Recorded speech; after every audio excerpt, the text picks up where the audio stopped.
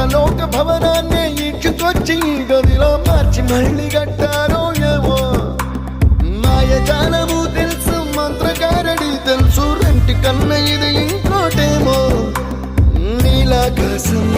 నేలాకొస్తే ఇట్టాగే ఉంటాదో ఏమో ఈ సంతోషం దాచాలంటే